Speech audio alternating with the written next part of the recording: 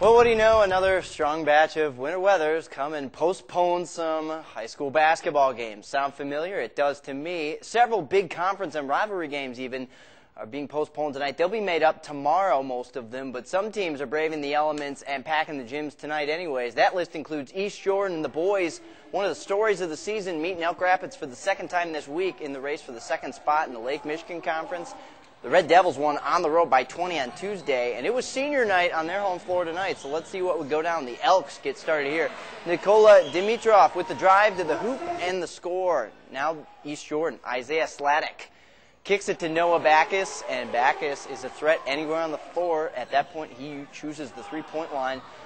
And here's Miles Starr for Elk Rapids, showing some range of his own. Foot just inside the line, but still it's an impressive long two. East Jordan back to work now. Backus gets it over to Jordan Weber, who shows some NBA range. Get him in the three-point shootout, why don't we?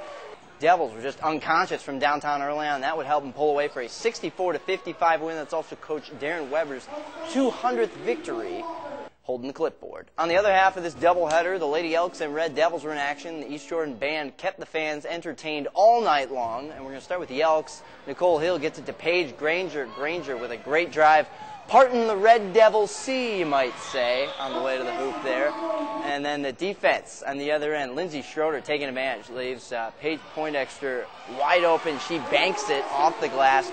Familiar name now for the Elks, Bridget Heinz. She's one of the star players here in Northern Michigan. Shows some great perseverance in putting that shot back up, getting her own rebound and filling it in, padding the box score stats. East Jordan ball again, though. Schroeder going to take on the defense by herself. Into the teeth, they would say. Posting up, gets a nice hoop, even with a double team in her face. Lady Elks, they go on to win on the road by 16, 42-26. TC Christian and Lake Leelanau St. Mary. Sabres and the Eagles going at it for the Cherryland Conference Championship tonight in boys. The Eagles won in the girls. Let's see if they can repeat the boys. Michael Faris trying to make it happen with that beautiful cut to the hoop. Makes it a 5-point game. It was a close one until Chris Crosby, he's one of the best in Northern Michigan as well. He gets his thing done at the hoop there. Sabres up 8. They don't look back. A.J. Weber makes the Eagles pay, hits the three. And then this one is the old proverbial nail in the coffin, an over-the-shoulder Crosby pass to David Bump gets the finish, and the Sabres hoist up the hardware. Try not to stay out too late tonight, guys. They're your Cherryland Conference champions, 54-44. Well, it's been a banner year for the Boyne City Loggers. Only one loss on the season entering tonight, and it appears the Northern Lakes Conference title in the bag. And just a few games left on the season. Hosting Harbor Light Christian tonight, fans are pumped to see their Loggers in action, but don't blink, you'll miss the Swordsman's Kirk Miller.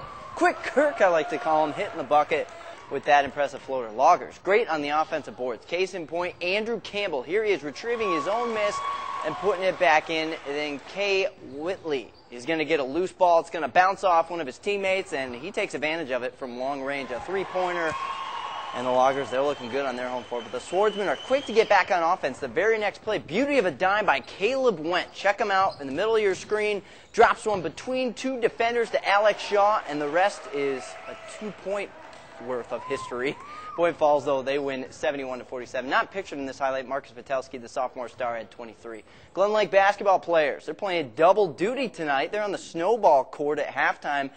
All the while, they got to scout Benzie Central on the court. Exciting end of the first half. Freshman Hunter Eka buries a three for the Huskies. The Lakers come right back. Amazing ball movement here. Leads to an open Carter Lee below the rim, and Lee does a great job of getting open. We'll talk more about that in a second. Austin Ross comes up with a loose ball in the paint, but his teammate Noah Yaks is there. Seconds left in the half. Lakers run a set that gets Lee open in the corner, and what does he do? He gets the home crowd on their feet. It is the snowball after all. You got to have something big to celebrate. A great shot to end the half. Lakers going to win the game 66-43.